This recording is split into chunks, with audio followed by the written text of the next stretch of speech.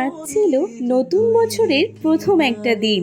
তাই আজকে আমরা সবাই মিলে কি কি আনন্দ করলাম, কি কি খেলাম, সব কিছু তোমাদের সাথে শেয়ার করব এই ভ্লগের মাধ্যমে।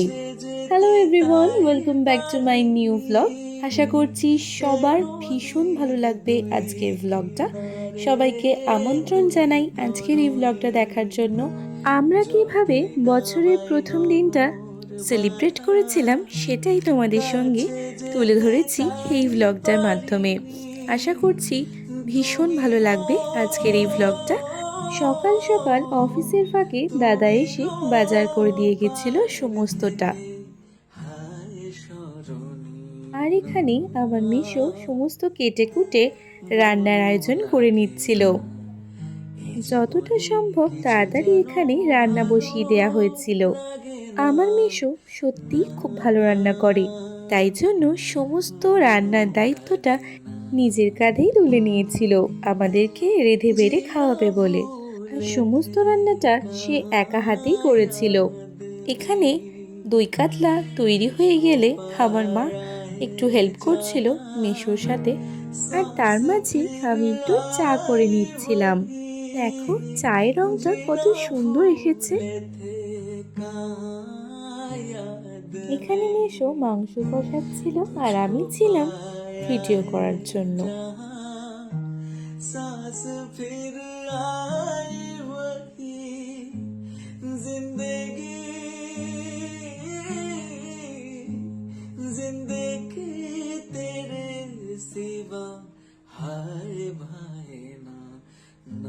এই যে আমিও চলে এসেছি একটু ওস্তাদি করব বলে। আসলে কিন্তু আমি খুন্তিটাই ধরতে পারছিলাম না ঠিক মতো, এত ভারী ছিল এই খুন্তিটা।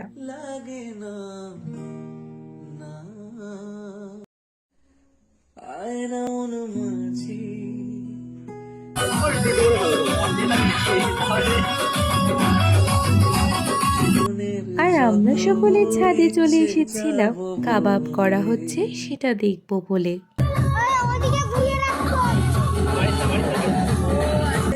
আমার মনে হয় বছরের প্রথম দিনটা বাইরে কাটানোর থেকে ঘরে সবাই মিলে একসাথে আনন্দ করা, খাওয়া দাওয়া করার মতো মজা আর কোনো কিছুতেই হতে পারে না। ছোট দাদা এখানে স্যালাড কাটতে বসেছিল আর আমিও সেই ফাঁকে এসে ভিডিও করে নিয়েছি। এখানে আমরা সবাই একসাথে খেতে বসেছিলাম আর সবাই আমরা নিজেরা মিলেমিশে নিয়ে ধুয়ে খাচ্ছিলাম। এখানে দই কাতলা দিয়ে দিয়েছিল, যেটা আমার মিশো অসাধারণ রান্না করেছিল।